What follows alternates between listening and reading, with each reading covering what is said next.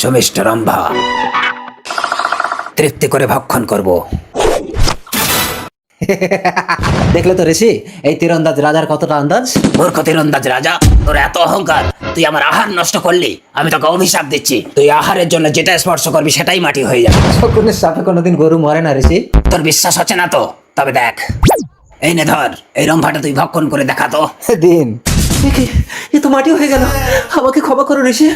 আপনার আঙ্গুলটা কি সত্যি পচে যাবে আমার এই পবিত্র কোরআনকে একটা লাইক, একটা কমেন্ট আর একটা শেয়ার করলে? কমেন্টে বলেন আমি ব্যাগ দিয়ে আসবো ইনশাল্লাহ। এরকম সব জিনিসটা যদি মাটি হয়ে যায়, আমি তো না খেতে পেয়ে মরে যাবো ঋষি। ঠিক আছে, কোনো বিবাহিত পতিব্রতা স্ত্রী যার এখনো কোনো সন্তান হয়নি, সে যদি তার বুকের দুগ্ধ তোকে পান করায়, তবেই তুই অভিশাপ মুক্ত হবি।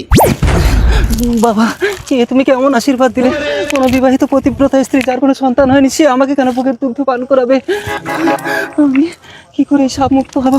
রানী, এ কি রাজামশাই, তুমি এত রাতে শিকার না করে চলে এলে? রানী, আমি খুব ক্ষুধার্ত, আমাকে কিছু খেতে দাও। দাঁড়াও, আমি তালের বড়া করেছি। প্রচন্ড ক্ষুধা। এই নাও, আমি তালের বড়া করেছি, এগুলো খাও। এ কি, আহার মাটি হয়ে গেল কেন? আমাকে এক ঋষি অভিশাপ দিয়েছে। তুমি এক কাজ করো রাজামশাই, সংসার ত্যাগ করে নগরে নগরে ভিক্ষা করো, তাহলে যদি ভগবানের দয়া হয় তুমি বেঁচে যাবে। নাও রানী রাজপোশাক, যদি কোনোদিন বেঁচে থাকি আমি আবার ফিরে আসবো। বিদায় রানী।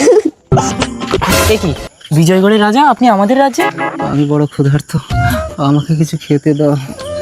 ও আচ্ছা, এই নিন। না না, আমার হাতে দিয়ে না, আমি যে কোনো আহার স্পর্শ করলে সেটা মাটি হয়ে যাচ্ছে।